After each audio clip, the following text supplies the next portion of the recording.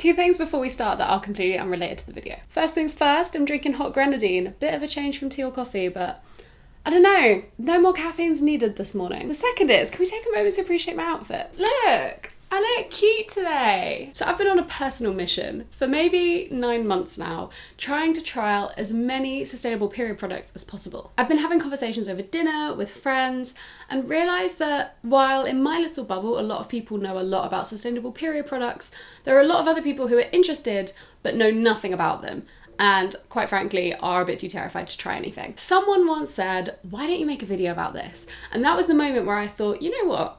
I could make a video about this. However, I only have one period, so it does take a little longer than I thought it would to trial as many different things as possible. So this video is the summary of all of my findings. These are the products that I would recommend if you want to have a more sustainable period or just move generally in that direction. Hopefully this video answers all of your questions about sustainable period products and what might work for you depending on what you're currently using, etc, etc. So welcome. I'll leave timestamps in the description box if there's any product in particular you'd like to hear more about. One or two disclaimers before we start. The first is that I'd really like it if we could all be very sensitive in the comments to different people's needs. No one chooses to have a period, and I think for the vast majority of people they're quite an unpleasant experience. So a lot of people are looking for the thing that makes them feel most comfortable, which might not be the most sustainable option. Please forgive people for this. It's not a perfectionist police moment. And some people might just not want to change their routines at all. That is absolutely fine. We didn't choose to have periods and we have to pay more for them than a man has to pay to just exist. So to be quite frank, I just want to help if you're looking for information, as opposed to tell you, you should be doing this instead. Who am I to tell other women what they should do with their bodies? That leads me to the second disclaimer, which is that of course, sustainable is a massive blanket term that could mean 101 different things. Some of these products do have more plastic than others, some last longer, some create more waste. I've just tried to summarise all the information I've been able to gather, and on top of that, help people make small changes if that's what they want to do. I know a lot of people don't just use one particular product throughout their whole period. They tend to like dip in and change. I know for me, I use all 4 of these depending on the situation. So yeah, I'm fully aware that if we were fully sustainable, we wouldn't be using plastic at all. We'd be using rags that are washable, but like, it's not always that practical. There's downsides to everything. We live in capitalism. Okay. And also use the comments if you can, if you have questions, if you have things that you think other people might be able to answer and they have experience with, please share your experiences in the comments, but please refrain from passing incredible judgment on people who live a different life to you. I'm sure these disclaimers do not apply to the vast majority of you because you are all very nice people. It's just the occasional comment. I don't want to inflict that on some poor commenter who just wants a bit of advice on their moon cup. So yeah, as I said, for me, I tend to move between different kinds of product depending on 1, like what my schedule's looking like, 2, if I'm traveling, 3, the heaviness of my flow. So for example, if I'm somewhere that I'm not going to have very good access to like really hygienic toilets, I'm not going to use a moon cup. I'm way more likely to use a tampon. Let's start by talking about tampons and pads. I think these are what most people gravitate towards when they think of period products. So prior to this experiment, I was using tampons with a plastic applicator, which I was fully aware were not the best thing I could be doing. So first of all, I tried non-applicator tampons. Most non-applicator tampons have a tear-off plastic wrap. Some of them tear going round, kind of like what do you call this? They have like a lip and then you can tear around the circumference of the tampon. It's like a gold or silver tag that you pull and then it pulls off the rest of the gold or silver. I think you probably know what I mean, but if not, I'll probably insert some images. However, I found the ones with the gold or silver tab around them really, really difficult to remove. I think maybe a lot of tampons, especially organic tampons, are made in the same factory. So they often have those same seals, I guess. However, I did find that the ones which you twist to take off the plastic are so much easier to do, which would make them so much more convenient, for example, in a handbag on a night out, in a portaloo, which if you go to festivals, you know is an absolute nightmare if you're on your period. I've yet to find a non-applicator tampon with biodegradable packaging. Unfortunately, it is all plastic, but I would recommend the twist ones. They're so much easier to undo. Oh yeah, by the way, I've totally not mentioned this, but these are all organic tampons. That's why I've said they're slightly more sustainable. That's obviously up for debate, but I just want to offer people as many options as possible. So yes, the organic non-applicator tampons I've tried, The twist off is the best version of them. Obviously, you can't really open the packet and check, so there's certain brands that I'd recommend. I've noticed the brand Kind has that twist packaging instead of the ring seal, so I would recommend those if you're going to go for non-applicator organic tampons. So if you're someone that likes to use an applicator tampon, there are a whole load of applicator organic tampons. Woo! One of my personal favourites is called On. They're a subscription service which you can sign up to each month, and you can get sent your organic applicator tampons in the post. Pretty much all applicator tampons are made of cardboard applicators, which is amazing. Love it. You know, I guess you can pop it in the recycling. I actually don't know if you're allowed to, but at least it biodegrades a lot faster than plastic. Myself and a couple of friends have noticed that some of the applicators are very stiff and get stuck with the tampon still in the applicator, which is not ideal. So even though you're buying the applicator tampons, I would say more so than in normal cardboard applicator tampons, and I don't know why this is, get stuck. So you might have to get in there and use your fingers. It's a weird one. I assume it's because all the organic tampons in the UK, for example, are all made in the same factory. So you never know, if you're from somewhere else, you might have a completely different experience, but I think it must be that there is like a special place in the UK that makes them. However, there is a brand called Dame, like D-A-M-E, it's probably pronounced like Dame or something. They have created a reusable applicator. How good is that? So I have not yet tried it, but I know it's in stores. So if you wanted to have the applicator experience without getting more cardboard involved in the environment and etc., you can get non-applicator tampons and buy a reusable applicator. It's a little bit expensive. I think it was about £25, but would recommend if that's your jam. So yeah, only saw that the other day for the first time, but it's well worth looking into. This is the current pack of applicator tampons I'm using. This is time of the month. They always come in like ratings from, you know, like I use super, but there's also like heavy flow, you know, super heavy flow, and like a lighter, more regular flow. All of the organic tampons come in that same range as normal tampons do. Now let's move on to pads. I will be the first one to say that I am not a pad fan. They tend to give me a lot of irritation. It's just not worth it for me. I don't enjoy the sensation or the experience of using a pad. But obviously some people need them and some people really like them. So here are some organic cotton pads that I've tried. These are again time of the month. I just bought these with my own money for the record. I haven't been sent any of these products. And yeah, it opens out pretty much exactly the same. It's just a pad really, just made of organic cotton. I'm going to open it for the purpose of display. Nearly all of them have wings, I've noticed. I don't think I've come across an organic cotton pad that didn't have wings, but I think that is preferable to most people. But yeah, ooh, so sexy. On this particular packet it says breathable organic cotton and hypoallergenic with wings and secure biodegradable backing with non-toxic adhesive. So that's really good to know. If you're looking for biodegradable pads, well, pads with biodegradable bits, then maybe time of the month would be good for you. Again, also pads come in multiple absorbencies, no matter what brand you're using, so you don't have to worry that you're not going to find one that covers your flow. Let's move on to the big dogs. Let's talk about period pants. If you're a pad person but you want to try something more sustainable, I could not recommend period pants enough. I would really recommend that you consider switching for at least part of your flow, because they are just, I've been converted. So I bought a pair of Thinx pants, which are made of organic cotton as well, and they're, wait, let me check how to pronounce this. Ocotex standard. That's a very like industry standard way of saying they're not using crazy amounts of chemicals, and if they are, they're not coming out in any testing through the cotton that you're using on the clothes. So there are various brands of period pants. I went with Thinx, and you can buy Thinx on ASOS as well. They're a bit of an investment. They're like £28 to £33 depending on the product you buy, but they do cater for different absorbencies, so you can buy them for different stages in your cycle. And from my experience, they wash really well, so they're likely to last at least a year or two. I would argue even longer actually, because you're probably wearing them less than you wear your other underwear. So I bought my pair of period pants and I tried them a couple of times. I generally wear them on light to normal days.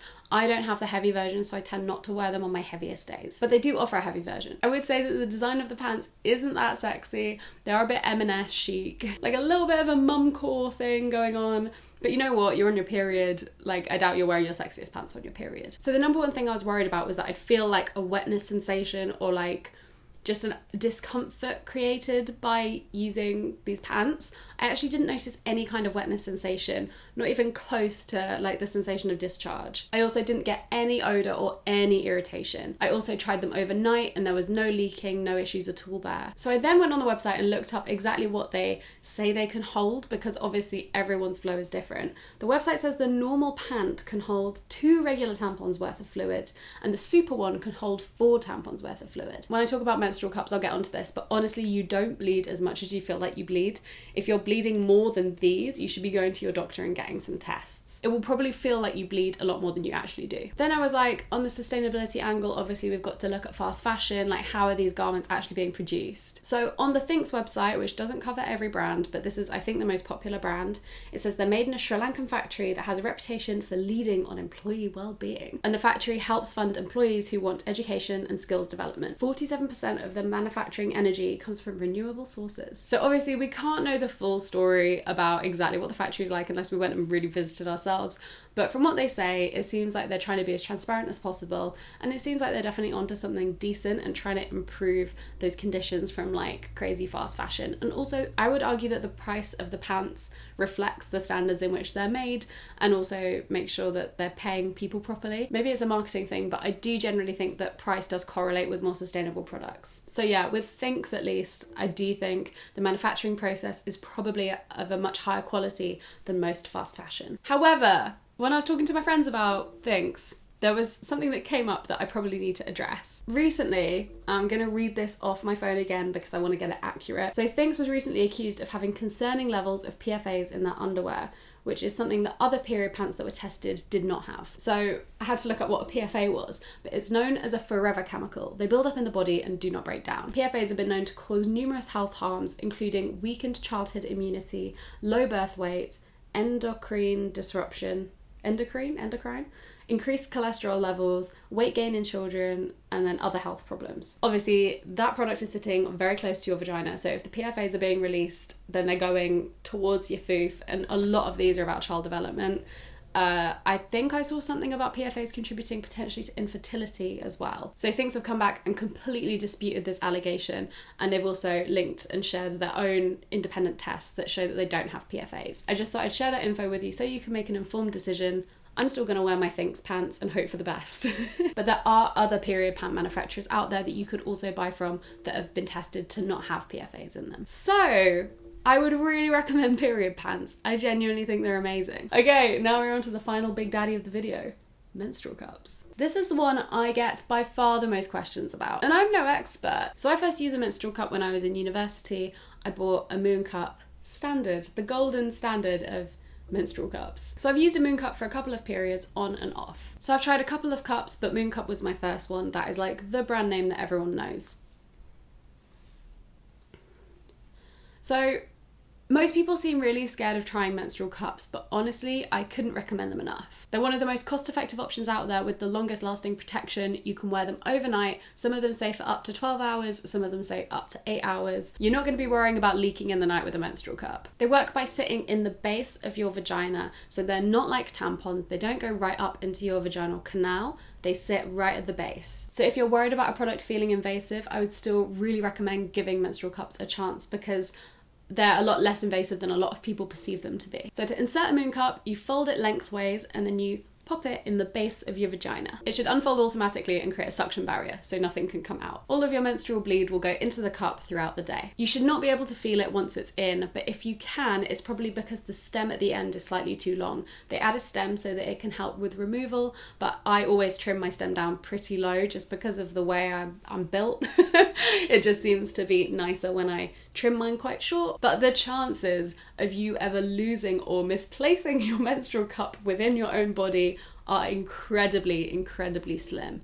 As I said before, and as I'll say again, it sits right at the base of your vagina. And to trim down the stem, by the way, all you need is a pair of scissors. You don't need any like fancy schmancy stuff. So back to my own experiences. I started in uni by using the Moon Cup, which is the most well-known brand. It was absolutely fine, did the job perfectly, and I never had any issues. However, I did find it quite tough to remove because it is quite a stiff plastic. Like, it's obviously malleable, you can obviously fold it, but I was kind of put off by just how firm it was, and it did make it sometimes more challenging to remove, especially when you have to break suction to remove. So when you're removing it, you tend to pierce a hole in the suction, and then you can just take it out. I'm definitely getting this video demonetized, aren't I? And for me that was quite hard because the Moon Cup was stiff. So over time I stopped using the Moon Cup. However, maybe a year or so later, someone sent me a chart of like menstrual cup firmness comparing all the different brands. Or should I say all the different brands that were out at the time. I had no idea that there were different levels of firmness for the different menstrual cups, and it blew my mind. I'll make sure I link one of those firmness charts below in case you're interested. So then I spoke to a couple more people about some less firm Moon Cups, and my friend recommended the Lily Cup. So recently I ordered a Lily Cup. I've tried their fold up one before, but I've never tried their like original. So this is the size A. Most menstrual cups come in a size A and a size B, or a size 1, a size 2.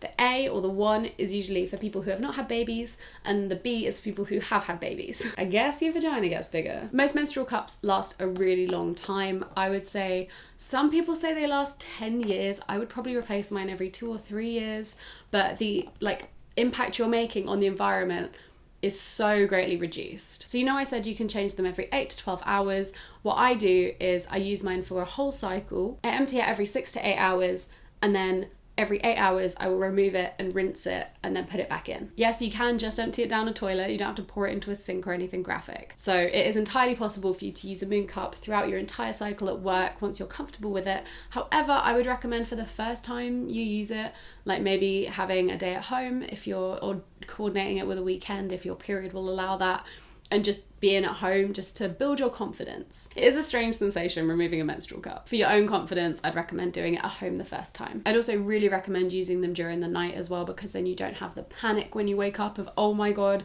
has it been 12 hours? Has it been 8 hours? Has it been 10? That's my tampon issues. Hashtag don't get toxic shock, everyone. And again, I will say this until the cows come home, you will not overflow. So I've also bought a new one to try, because now they've got really fancy brands of menstrual cup. This one isn't this my aesthetic to an absolute T? So a lot of the Moon Cups have measurements on them of like 10 mil, 20 mil, and then like nothing else, because if you're bleeding more than 20 mil, but yeah, I don't even pass the 10 mil on like any time I'm bleeding. Even on my heaviest days, I won't even fill like a fifth of those cups. Not even a fifth, maybe even like a sixth. Like, I'm really not filling up that cup at all, even on my heaviest days. The one friend I know who was able to fill a cup, it turns out had a really serious issue with her coil. So yeah, please don't worry about your flow being too heavy. Unless you have a medical condition, you should be absolutely fine. And if you do get a Moon Cup and you do notice that you're filling it within 8 hours or less, please go and see a doctor. So once your cycle's over, you need to sterilize your Moon Cup. It's very easy. Just grab a mug and pour some boiling water on it.